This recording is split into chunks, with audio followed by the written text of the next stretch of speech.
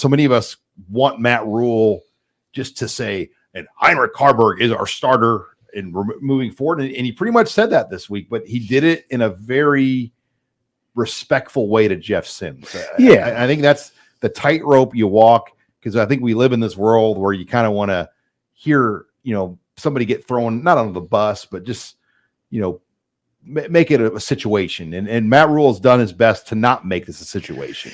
Unless I was missing something, I think he said this last week. He actually last week said that Haarberg was their starter, but I guess it was a little more pronounced this week. He said that for now, he's our starter for now, and that the competition continues. I think the situation's better now. Remember, correct me if I'm wrong, guys, Sims was pretty much anointed in the spring, right? He was a starter. There's really no competition. Mm-hmm. And then in August, there was really no competition. He wasn't being pressed. Now there's daily competition. And I just think that's better, as long as the parties handle it well, which they apparently are. But the one thing I want to add here before we go on, so I don't forget it, the most striking comments of the day on Tuesday, from when the coordinators speak, were Satterfield talking about chemistry on the team. This is a team, guys, that has excellent chemistry. I mean, it is this, and now some people roll their eyes, the cynics and skeptics, because sometimes you hear this. Satterfield's really convincing. He said, yeah, there's years you don't have this, but there are years when there's guys not happy about playing time or whatever else. He said, this year you have a team fighting for itself. That's a great sign going forward. And I think it starts with the quarterback discussion, and you got to give Sims a lot of credit. Yeah. He's bought in. Yeah. I mean, that leadership is excellent. And a lot of it is because of the types of guys they brought in, and Jeff Sims is right at the top of that. Good for point. A guy that was benched. I mean, he got hurt and then never got his job back, was under a lot of criticism externally. He was kind of a punching bag for a long time with the way that he was turning the ball over. A guy like that who just arrived on campus a few months earlier could have easily checked out. Yeah, could have easily become a cancer in that locker room. Like, why is it? Screw this. Right. This sucks. Get me out of here.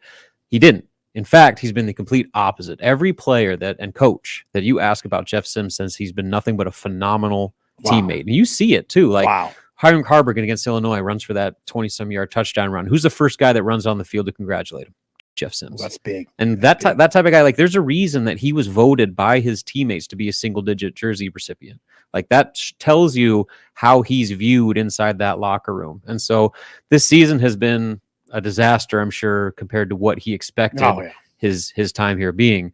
But for him to maintain that positivity and be that influential of a leader, even though he's not getting his accolades on the field, I think says a lot about Jeff Sims as a person. Well, I think we've seen it even on these all access shows, when and that's one of the, I watched the one last night, the Illinois week, but you get a really good look at the team and how they operate behind it. And I get it, it's edited and whatnot, but you see the chemistry of these guys. I mean, they have it.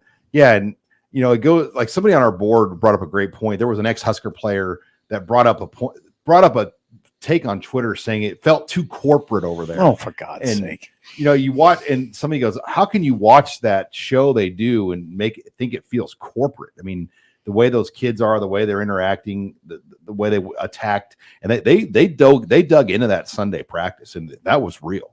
Oh yeah. After Michigan, that was a turning point. We might look back in years to, I don't want to go too far with this, but you might, if Rule gets this going, look back on that Sunday practice as a gigantic marker. Like, in my next book I do, there'll be a chapter on the Sunday. Listen to Sean over there. Listen to Ryan Gosling. You guys are just vaulting. He put on his facial cream and write another book. I hope my wife will let me do another book. His facial cream. Keep using that facial cream, and your wife will let you do anything. You need some Caldera Lab. Oh. Can do you good. I'm beyond saving at this point, Sean.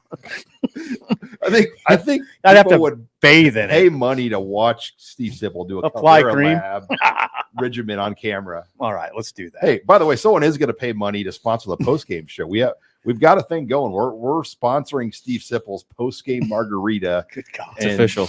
Big Red Smoke is coming in and meeting me here at the HuskerOnline offices Saturday night with barbecue from his catering company and post-game margaritas and Bloody Marys. Well, this will be fun. Let's go. So the first ever Robin, Steve Sipple, I don't drink Cornhead Lager post-game margarita. I'll have a margarita. Yeah, he won't support our boys with NIL. Wait a second. We're going to have wings and alcohol. Brisket. Yeah. My God. Yeah, don't get me on the. Good job. Yeah, we're Good job. the door up, and we'll have multiple 2:30 games probably the rest of the way. So I think we've got the opportunity to carry on this post-game margarita sponsorship deal for Steve Sipple. But one other thing about these players and the culture of the team, I thought it was interesting. Rule said Ramir Johnson didn't want to come back. He almost left last year, and now he wants to come back and play another year. And I think Marcus Washington's in the same boat, and that's telling. It's really telling. I think that these guys, and Grant, they're getting taken care of very well on NIL here too. A lot of these guys have good situations with what they get through NIL at Nebraska. But I do think it's telling that they've created a culture that sometimes guys are like, I want the hell out of here. I'm done. These guys want to come back and play 6 years of college football. Yeah, especially older guys that had no prior relationship with this staff and could easily turn the page and either go on with their lives or trying to find somewhere else to play for their final college season. They want to come back to Nebraska. And I think that says a lot about that culture and that chemistry. Now it's going to create some, I'm sure, difficulties with roster management and how they balance the recruiting class with kind of the unknowns about guys like that coming back. But more often than not, that's a good problem to have. Man, yeah, getting Ramir Johnson and Marcus Washington back that's two huge recruits.